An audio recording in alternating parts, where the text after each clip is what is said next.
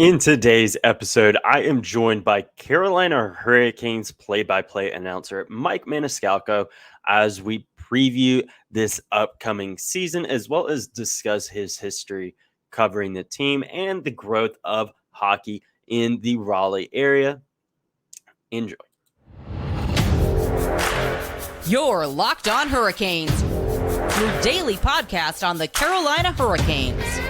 Part of the Locked On Podcast Network. Your team every day.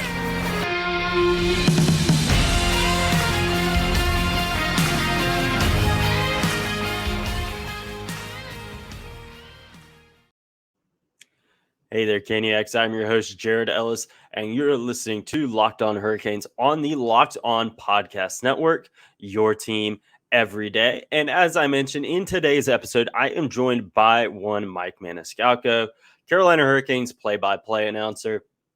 I was really looking forward to this interview. I had a blast doing it.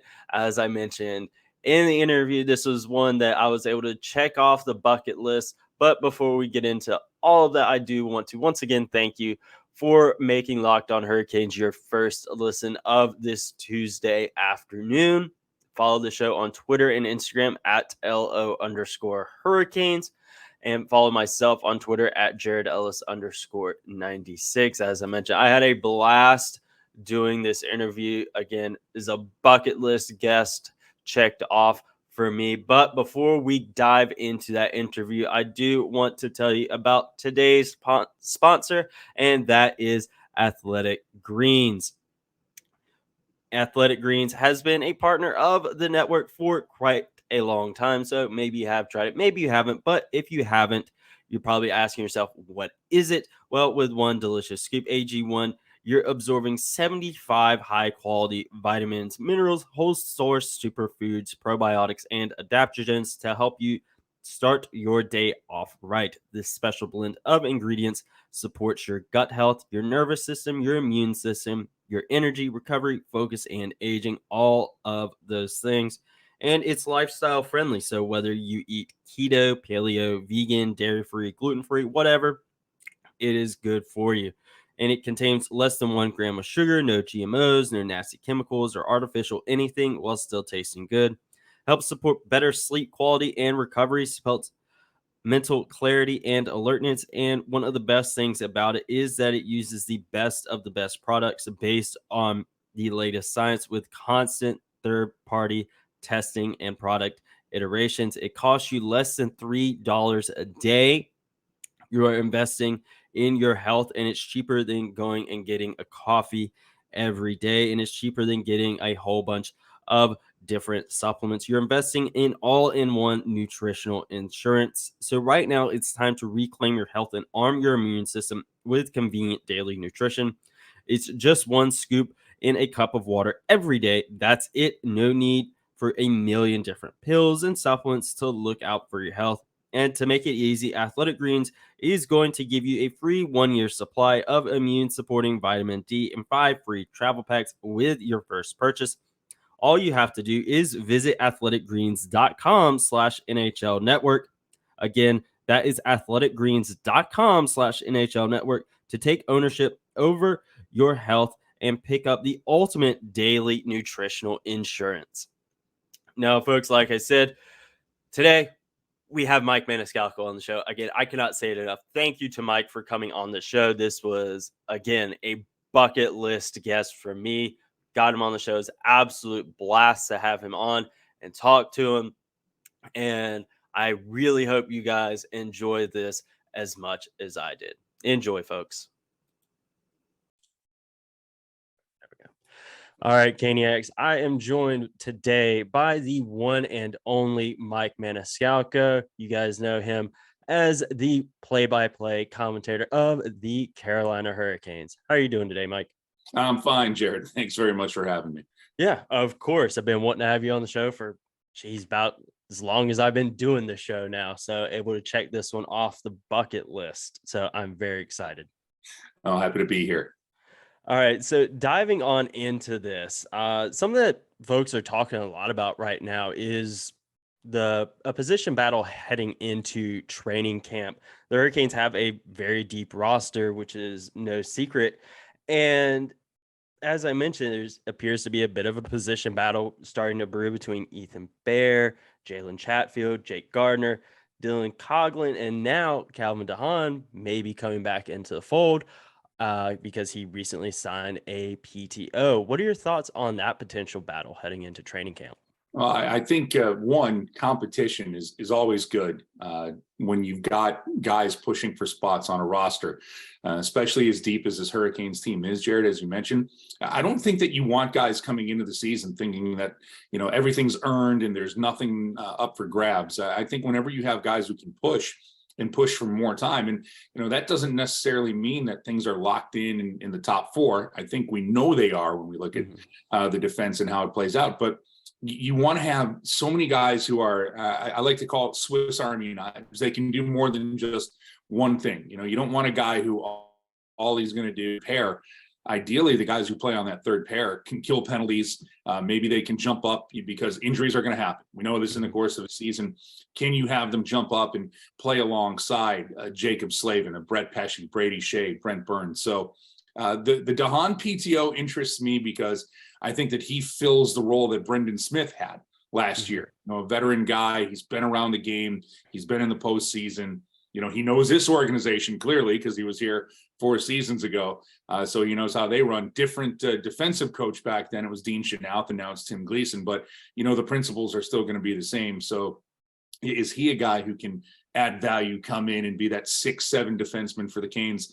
Dylan Coughlin, I like an awful lot. I think that if anybody is, snooped into his numbers, and I know that you have, he puts up points everywhere he's been on the blue line. So he's intriguing to me as far as, is he really just a third pairing guy, or is he going to get a look at maybe quarterbacking the second power play? The preseason will be very important for him. And then Ethan Bear, I think that there was a lot of hope last year that Ethan Bear would be that guy who quarterbacked the second power play. And if you remember, the start to the season was very good for him. And then he gets hit with COVID in San Jose. And that was back when, if you tested positive, you had to stay where you were for 14 days. And, he's stuck in a hotel room in San Jose. So that put him behind the 8 ball.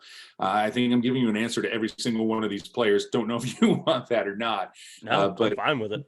But that's like, if I keep checking down the boxes on these guys, Jake Gardner's going to have to prove that he's healthy and he can hold up.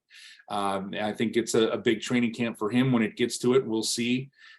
He hasn't really been around the team since he's had his surgeries and, rehabbed and trying to get back and try to make everything happen. But on the same side of things, he's another guy. When he's healthy, we know he can quarterback a second power play and he can quarterback it pretty efficient. We saw what he was able to do in Toronto those years. Again, that was the hopes when he came down here.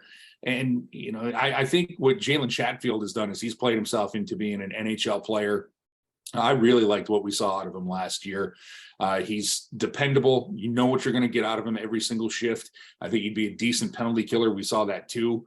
When the Canes were down Tony DeAngelo and Brett Pesce last year, how he stepped up and really elevated his game. And I think that's the reason why he got rewarded with the contract he did this past season. So, but he's also that one guy who I think you can put on a string.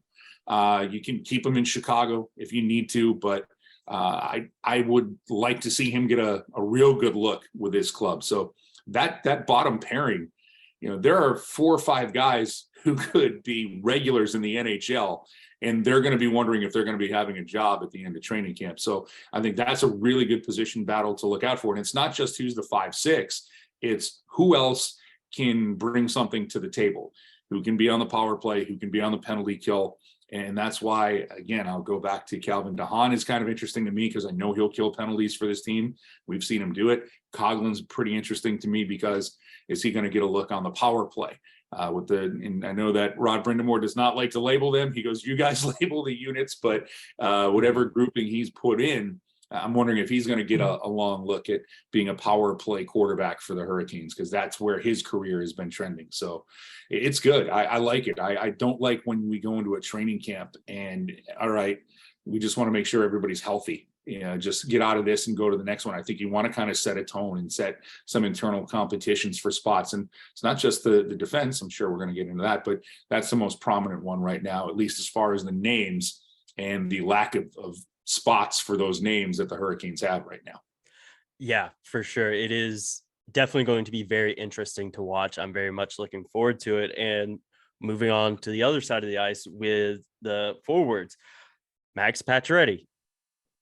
He's going to be out till roughly February, if my math is correct there.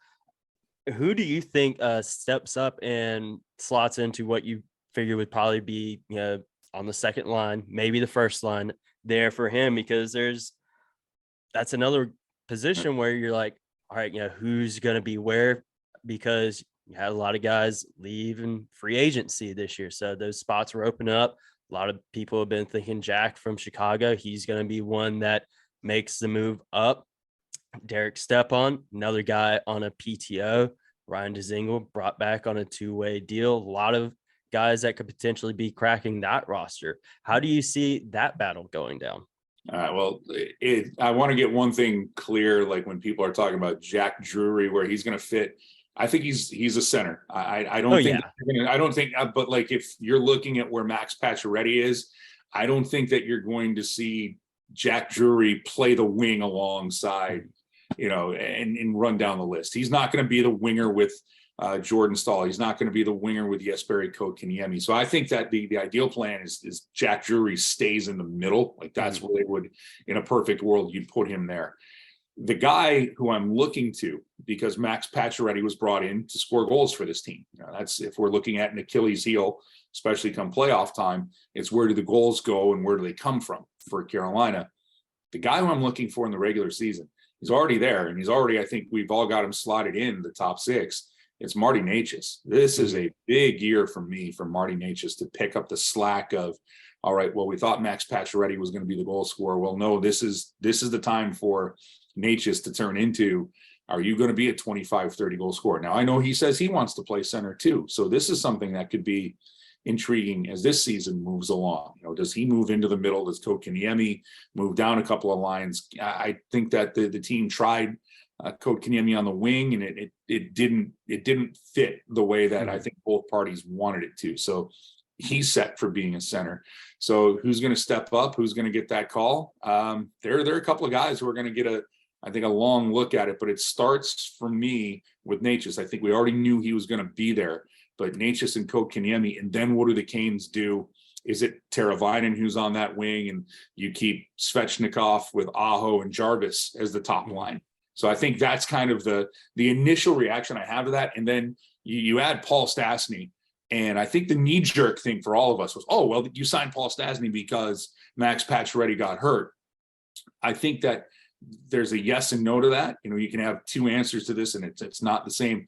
They signed Stastny because they had the ability and they had an availability up front to bring in a player like Stastny, and he can play on the wing because he's done that in his career with Vegas and with Winnipeg. But he comes up as a center with Colorado. But he's not brought in to replace Max Pacioretty, completely different player. Even though he scored 20 last year for Winnipeg, he's not brought in to be a goal scorer. I think, and of course, what I think does not matter, Jerry. Right. I think that you've listened to the old podcast that Shane Willis and I, and it used to be Michael Smith host, where we say they don't tell us anything, we don't know anything. But I think that Stastny is going to get that opportunity to play and take the Nino role with Jesper Fast and Jordan Staal on that line. I just think that he suits really well there. Or maybe he plays on that line. If Jack Drury is the fourth line center, you've got a guy in Paul Stastny who can take some big face-offs for you. So the guy who I point to, in a very long-winded answer, goes back to the guy who I think we all anticipate will want to see in that top six role. And I think it's Marty Necas. He's got to be the guy who, while Pacioretty's out, he's got to find his offensive game. And then on the plus side, your math is right. I've heard late January, early February for a return, if everything goes right for Max Pacioretty and his rehab from that torn Achilles. You look at it this way, that's the player who the Hurricanes add at the trade deadline to give them more offensive punch for the playoffs. So while I really would have liked to have seen how the Canes offense would have worked for, the probably 55, 60 games he'll be missing with him in there. It's got to fall to, I think, the guy who's on the roster who, I know that this was a weird offseason for Marty Necas by why it took so long to get a contract for him, but I think he's the guy who's got to fill that void. Yeah, I agree there. I think Necas, it's a big year for him coming up. I was critical of him last year, of him not playing to the expectations I had for him. And then going into this year, it's got to step up. And like you said, now with Pacioretty being out, it's got to do it. Yeah. And, we're talking about training camp and all that stuff. And just this season going forward, earlier you mentioned Ethan Bear, a lot of expectations coming in for him last season. Didn't really pan out. He was my pick for my breakout player last season. Who is your pick for your breakout player this season? I don't know if you will count this as a breakout player, but I expect Seth Jarvis to just continue to keep growing and be even better than what we saw last year. I know that that's kind of a very safe bet, putting my chips on that, but I think that there is more for Seth Jarvis to give now for 82 games. I think we saw a little bit as a rookie, if you remember last year, a couple of times. You hear the term, you hit the rookie wall. I think that there was a time or two where it looked like, okay, he hadn't played this schedule against this competition before in his life. But once he figured it out, second half of the season and the postseason, I think you saw what he's got to deliver. So a breakout year, I expect a lot out of Seth Jarvis this year. I truly do. I think that he's a guy who you can, I'm hopefully penciling him in for 60 plus points for the Canes. So yeah, I really hope that is the case. I think we all were really surprised just by him last year. It was going in, it's either you make the Hurricanes roster or you're going back to the Winterhawks. And that was it. And he essentially forced the team's hand. Like, all right, and I know old host of Locked On Kings, Locked On NHL, Sarah Avampato, she covers the Wolves and Hurricanes prospects.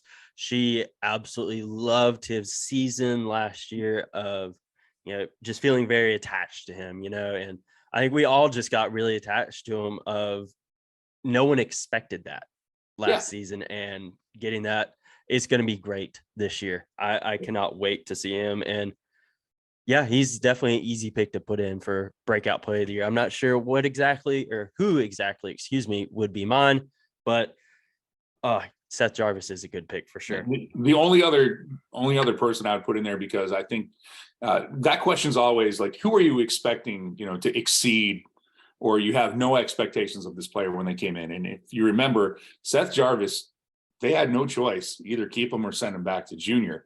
He gave them every reason to keep them. And I think that exceeded the expectations. And then when we saw him get on the ice and play better, if you want a guy who I think that the fan base right now, and it's because we just haven't seen enough of him, we'll go back to the defense. I think Dylan Coghlan can be a breakout player this year for the Canes, especially if he gets that look on the power play. Yeah, that is also a very good point. Whenever that trade happened, and talking with the guys from the Vegas show, they were singing his praises of just how good he can be as well. And I know this is kind of a bit of a weird, well, not necessarily a weird question, but one that's a bit far out, kind of like breakout player of the year. But what are your bold predictions for this season? Bold predictions for the season. I think that Andrei Svechnikov is going to score 40. I think that he's going to be, I don't know if we can go that's really bold, but like I expect him to start cementing himself as one of the elite goal scorers in the National Hockey League. So we'll start with that. I think that Brent Burns is going to have 85 points, because I think the power play is going to be that good with Brent Burns quarterbacking it. And last year we saw defensemen put up numbers left and right from the blue line, and he is going to thrive in this system, Jared. Trust me, he is going to be a guy who puts up, he'll have a pace where we're going to talk about him in the Norris, because we talk about points and not defense. And I would go Jacob Slavin every day of the week to the Norris. But I think that you're going to see Brent Burns have, at 37 years old. And remember, I think we've seen him on the workout videos already. He's no normal 37-year-old. I think he's going to have a massive season for the Canes on the blue line. And let's put Sebastian Aho. He was a point per game player last year. I'm gonna add more to that. He's gonna have 100 points this year for the Hurricanes. I like it. I very much like it. And going to Brent Burns, whenever that trade happened, and talking with JD from Locked On Sharks of Brent Burns having, I believe it was a 52, 54 point season on that Sharks team last year that wasn't great. Right. And him being able to just kind of step back here and do his thing and not have to be the guy like, all right, I got to go out there and do everything. No, I can just stick to what I do. And you're right. He's not a normal 37-year-old. I know people give me crap for being a Patriots fan and Tom Brady fan, but he's very much like on that TB12 method. He's not a normal guy in his normal middle-aged guy, Yeah. And for me, it's having Jacob Slavin as his defensive partner 5-on-5 is also going to open up way more avenues for points for him. He likes to jump in on the play. He likes to shoot. And I think that the Canes are going to reap the benefits of that. And you're right. I don't know if he eats avocados every day. Right. He does have quite the personality. And I think the Canes fans are going to love him. And again, I think that he fits perfectly. When Tony DeAngelo was dealt to Philly, like he's what you look for. You're like, all right, how do you replace, it's 2 years in a row the Canes have had to replace a right-handed shot D who quarterbacks the power play. And I think it's the second year in a row that the front office found the right replacement for it. I cannot wait to see Burns fully involved with this Canes offense and what he brings and just how dynamic he's been his whole career. And I know that some people argue his points can be skewed because he spent some time as a forward, but I just think how he plays defensively and how he's going to have the green light to do things that will put more pressure on the opposition and will open up the ice for his teammates. Can't wait to see it. I know. I can't wait to see it. I remember whenever the trade happened, talking with my old co-host, Walker, he was ecstatic about the move. He's really looking forward to it. Now, moving away, from the season predictions, you've been the Hurricanes play-by-play announcer since the bubble. And so you've called quite a few games since then. What have been some of your favorite calls since you've been the play-by-play announcer? The Sebastian Aho goal in the bubble against the Rangers, where he walked who would become his future teammate, Tony DeAngelo. That's one that will stand up there. Sebastian Aho is going to be in the middle of a lot of these when you ask me my favorite calls. The overtime goal that he had against Calgary this past season, the playoffs 2 seasons ago, the Jordan Staal game-winning goal in overtime where he bats it out of the air in Game 5 at PNC, and the arena goes just absolutely bonkers. That's one of those moments that you get chills, like the hair on the arm stands up thinking about it. That's up there.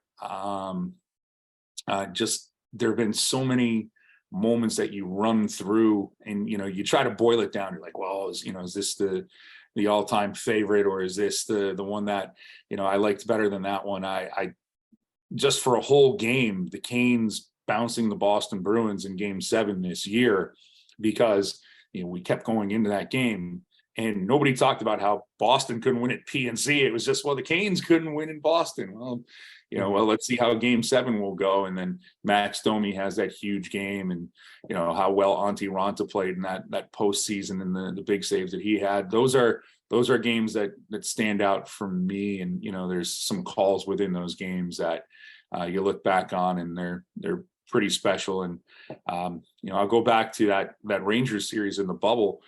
The first 90 seconds of that series, I had Brady Shea deliver a huge hit on Jesper Fast, and Justin Williams gets into a fight, and then you have Jacob Slavin scoring a goal, with an absolute laser past Henrik Lundqvist. So, the playoffs generally seem to have some of the big moments about it. I have a radio only call in the Islanders series, where Jordan Staal, remember, the Canes win Game 7, double overtime against Washington. Then they've got to go up to Brooklyn and play the Isles, and Staal wins that game. For whatever reason, Jordan Staal scores big goals for me in overtime in the postseason. So I'm here for that.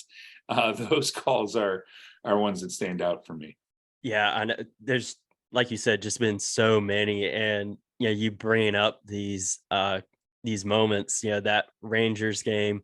Me, my girlfriend, one of my friends. We're downtown at Raleigh Beer Garden watching it and just having fun. We're all just, because, like you said, during the first 90 seconds, it just goes nuts. Yeah, And it was so fun. And actually, that game 5 against Nashville, that where Jordan Stahl had that double OT game winner, that was the first playoff game I've ever been to. And it was, well, you picked a good one to go to. it was a great moment. I actually blew out my voice screaming so hard, and going into work the next day, could barely talk. I'd have to go back and find it, but like the recap videos that we do, you could already tell my voice was going whenever we went out to the Bally Sports post game thing down at the South Plaza.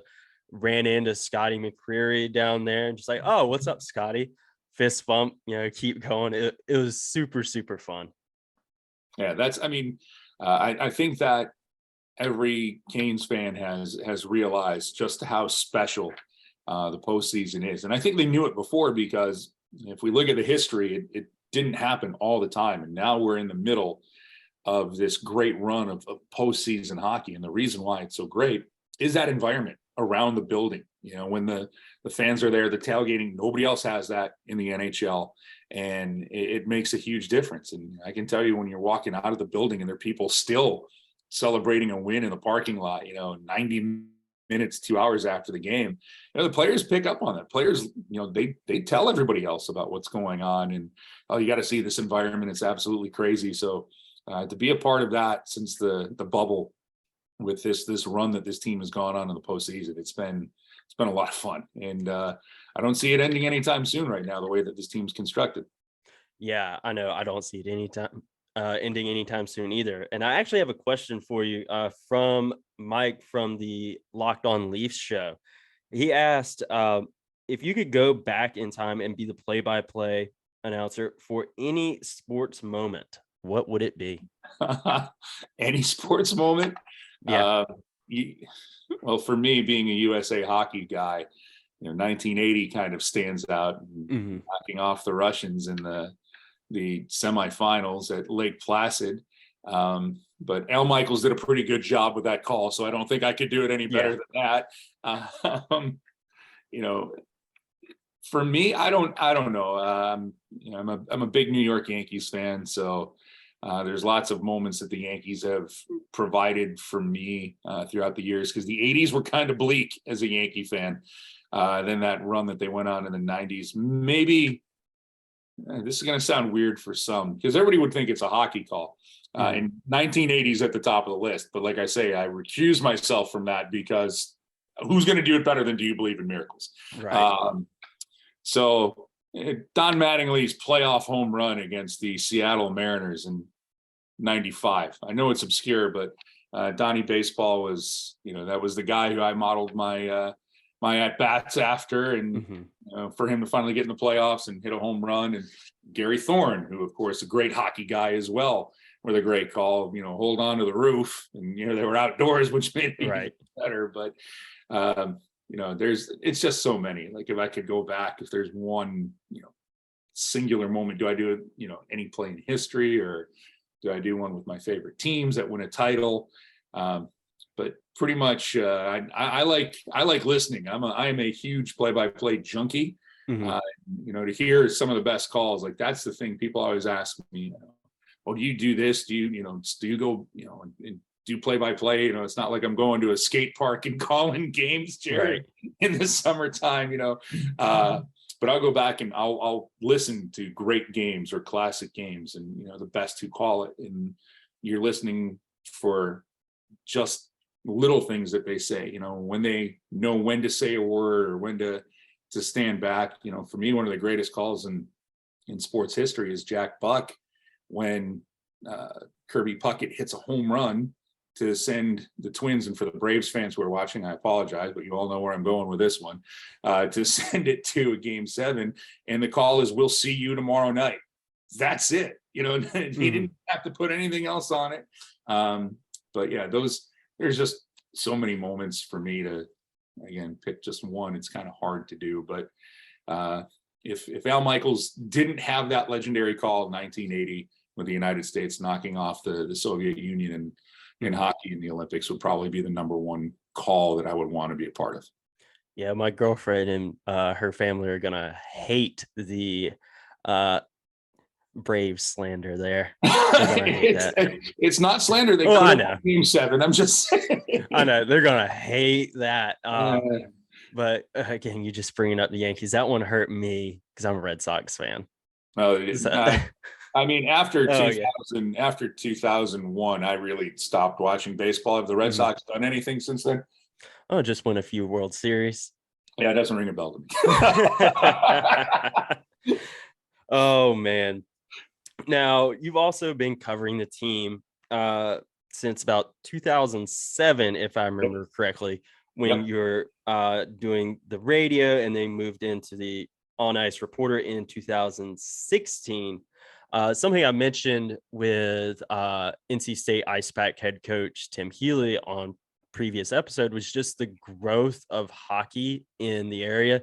Obviously, the Hurricanes had a massive effect on that, because one thing we brought up is growing up. I've obviously grown up a Hurricanes fan, of course, but the opportunities, for kids these days, they went around, when I was a kid. I'm turning 26 at the end of this week. None of those were around back when I was a kid. Now there's just an explosion of youth hockey in the area. And of course, again, the Hurricanes have had a whole lot to do with that. So how has it been for you, having been covering hockey in the area for so long, to see this growth happening? Oh, it's great. I mean, put it this way. You were one when the Hurricanes moved here. So their first season here, when they spent their first 2 years in Greensboro, I don't think anybody could anticipate the growth of hockey here. But when I got here, hard to believe this one now, 15 years ago, there was still a lot of hockey is new, and there was some of that pushback. We didn't grow up with it. Well, now you did. And there's like 2 generations that have grown up with the Carolina Hurricanes, and them winning the cup in 05-06. I think that was just, you point to touchstones or mile markers for things that change an attitude, or when did this become bigger? The Canes winning the Stanley Cup was a huge deal for this area. Absolutely huge deal. Needed to happen. And then you saw kids wanting to get into the sport. And then players retired, but they stayed in the area, and their kids want to play. And then where the Hurricanes have done a marvelous job.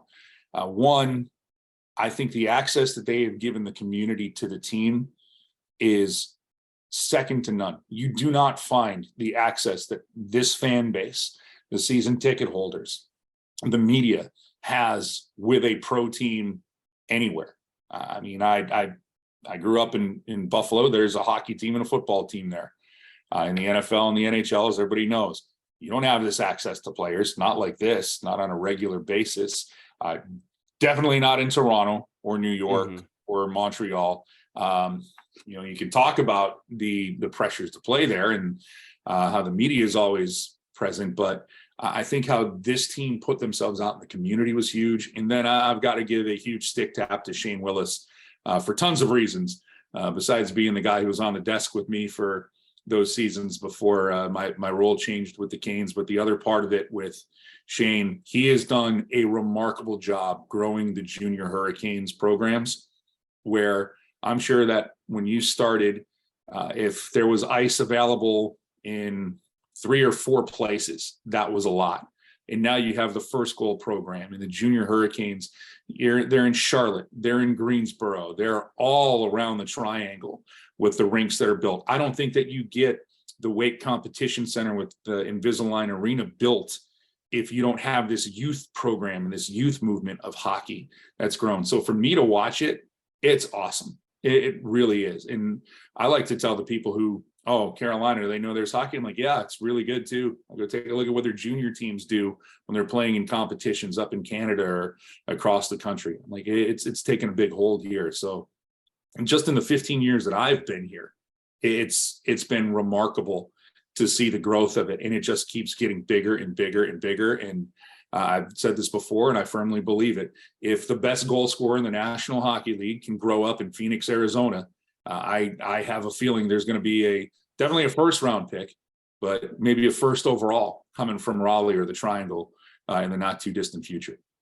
Yeah, you mentioned the access to players. One of my favorite things I will ever do on that Twitter app was drunk tweeting at Jordan Martinook, like, oh, hey, you want to go get a beer? And then he's like, oh, yeah, I'll be back in Raleigh whenever we get to go have Storm Brew before it gets released to the public. We go down to the Oak, and it's just a whole big thing. It was my claim to fame on Twitter. That's the other part of it too. But seeing you now know Jordan Martinook, you don't find a better person than Jordan Martinook, and he gets it. He connects with the fan base, and I think that's the thing that is special here. When people ask me about it, it's a professional team, but because the fan base grew up, and I'm not using this in a putting it down or derogatory way when I say the college mentality of the fan base. It's like, no, you're ours. You're our guys. We're with you the whole way. I think that you see that in a lot of players now feed off of that they realize when they come here that the fans, they're not going to bother you when you're eating. They just want to, have a beer with you after the game and tell you, you didn't win tonight, but you'll win tomorrow, or you won tonight, go ahead and win again tomorrow. And it's just an outstanding culture that has been developed here. And, one of the guys at the center of that is the head coach of the team, Brind'amour. Everybody always asks me, Jared, when I do interviews, well, how have the Canes gotten to this point? And I go, it starts and ends with one guy, and it's the head coach of the team, and it's Brind'amour. Yeah, it really does. And one last question for you before we wrap things up. We're 1 month away from opening night today. And what do you have to say to the fans, new fans, old fans, whatever it may be, heading into this new season? Get ready, because this is a team that I know has a burn to them the way that the last 3 postseasons have ended. And I'll even go 4, that unexpected run to the conference finals against Boston. This is a team that's got a core that has learned how to win. They've added some really good pieces. Last year was a fun season. This year's going to be even better, Jared. It's going to be even better. So get ready. It's going to be, I think, one of the best seasons that Carolina Hurricanes fans, players, anybody who's involved with the team has been a part of in a while. And the last season was pretty darn good. I know that there was one that happened, we're doing the math right now, 17 seasons ago. Can't believe it's been that long. When we get to that point, where does the time go? But I'm telling you, this is going to be a special year, Carolina Hurricanes. I'm so much looking forward to it. And thank you for coming on the show today, talking hockey with me, talking to Hurricanes. I very much appreciate it. Like I said, I can finally check you off the bucket list of having you on the show. Well, I'm glad I was on the bucket list. You really need to expand the bucket list if I'm on that, Jared. Just saying. Well, I mean, you remember that old Cardiac Cane article I wrote years ago whenever you went out. So, you mean a lot to me. You mean a lot to the fans. So, of course, you're going to be on that bucket list. Oh, I appreciate it. I appreciate being back here, being able to talk to you. Role's a little different right now. You asked me for play-by-play, but if you want to know, like my all-time Carolina Hurricanes game moment, it was that first game back from a little wrong turn I made in San Jose. And the team just absolutely pummeled the Ottawa Senators. And, I was on the bench for the interviews, and, the guys generally just walk by, go into the room, and every single one of them, there was a fist bump. And that was the one where, you're sitting there and you're like, just keep the emotions in check. We got to make it through this. Let's not get too worked up. So that, when people ask me what's my all-time favorite Carolina Hurricanes game, it's some innocuous game against the Ottawa Senators in the beginning of the season, like in November. But that's the one. But it again goes back to tell you how special a group this is and the fan base that's part of it. And I am so happy to be a an absolute speck, an atom of the fabric of how special this team is right now and where they're going. You are very special to this franchise.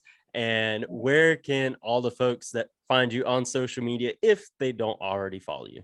You can follow me on Twitter at Mike Maniscalco. That is the best place to follow me for everything that's out there. And of course, you'll see me on TV every now and again. That'll happen at least 71 times this year. All right. So Nationals got 11 games, Jared. I couldn't bridge it any less than that. No worries. And again, thank you for coming on the show. And I'm sure we'll talk at the 5K coming up super soon. Yeah, I will see you there, sir. All right.